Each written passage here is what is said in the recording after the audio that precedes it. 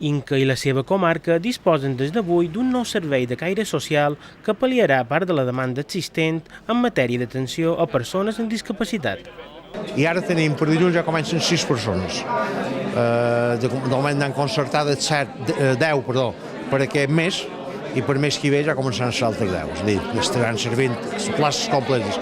Encara així tot hi haurà, se quedaran, si venen 20 persones, se'n quedaran 100 i pico a l'aire dins Mallorca. Dir que necessitat n'hi ha. Ara, les inversions són molt cares. Aquesta residència en el pressupost és d'1 milió d'euros. Es tracta de la nova residència que el Patronat Joan XXIII ha construït a la barriada de Crit Rei i que després d'anys d'estar acabada no havia pogut posar-se en marxa.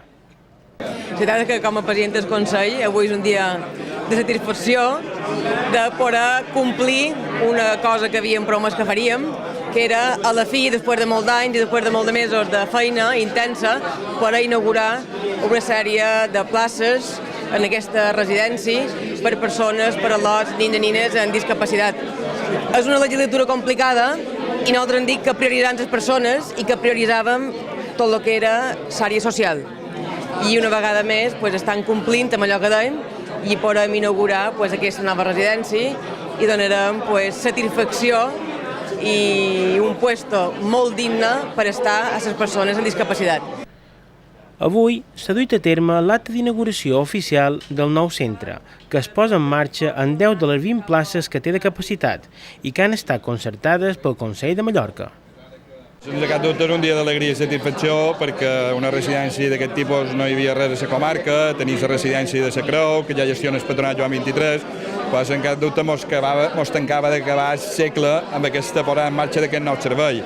I per això se va fer la inversió en el seu moment, hi va haver molta gent involucrada i el que ens faltava era dotar les places perquè se pogués durar i pogut dur a terme l'assistència. A través del Consell s'han dotat aquestes 10 places i la veritat és que les famílies del nostre municipi, de la nostra comarca, veuen un logro important amb aquesta posada en marxa de la residència perquè els dona un servei que fins ara no tenia. S'ha de tenir en compte que cada plaça té un cost d'uns 40.000 euros anuals, dels quals el Consell de Mallorca, a través de l'IMAS, financia en la seva majoria. La resta es fa mitjançant aportacions del beneficiari o de la seva família.